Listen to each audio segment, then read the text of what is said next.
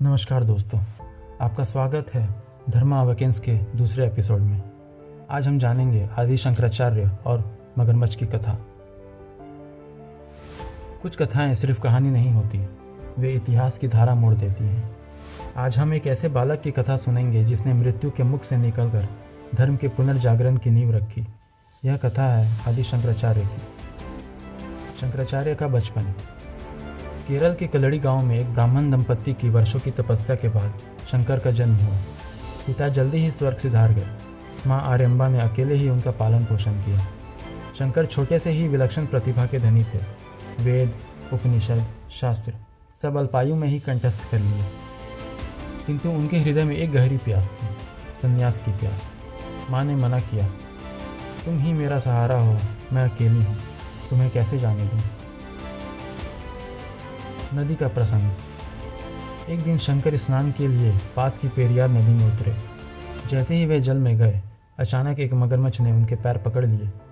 गांव वाले घबरा गए। आर्यम्बा चीखते हुए तट पर खड़ी हो गई। मगरमच्छ कसकर खींच रहा था, सब असहाय थे। तभी शंकर शांत स्वर में बोले, माँ, यह मगरमच्छ मुझे तभी छोड़ेगा जब आप मुझे संन्यास की अनुमति देंगी। माँ रोते हुए बोली, हाँ पुत्र, मैं अनुमति देती हूँ, जाओ धर्म का कार्य करो। जैसे ही आर्यम्बा ने यह शब्द कहे, मगरमच्छ गायब हो गया। शंकर नदी से बाहर निकले, उनके मुख पर दिव्य आभा थी। यह कोई साधारण घटना नहीं थी, यह भाग्य का संकेत था। संसार के बंधन जो उन्हें रोके हुए थे, उसी क्षण टूट गए।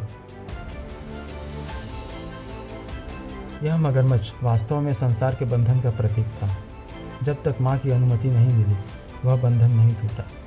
जैसे ही आशीर्वाद मिला, बंधन टूट गया और मार्ग खुल गया। यह शिक्षा देता है कि जीवन में आध्यात्मिक पथ पर चलने के लिए आंतरिक और बाहरी स्वीकृति आवश्यक होती है। शंकर ने कम उम्र में ही संन्यास ग्रहण कर लिया।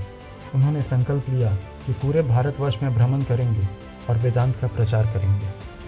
अगले कुछ वर्षों में उन्होंने शास्त्रार्थों में विद्वानों को पराजित किया, मठों की स्थापना की और सनातन धर्म की जड़ें मजबूत कर दी। वे सिर्फ एक बालक नहीं थे, वे धर्म के पुनर्जन्म का प्रतीक बने। यह कथा हमें याद दिलाती है कि सच्चा धर्म अक्सर बलिदान मांगता है। आदि शंकराचार्य का संन्यास पलायन नहीं था, वह जगत के कल्याण की ओर पहला कदम था। जब आत्मा धर्म को चुन लेती है, तो मृत्यु भी मार्ग से हट जाती है। यही है धर्म जागरण। बहुत बहुत धन्यवाद आपका।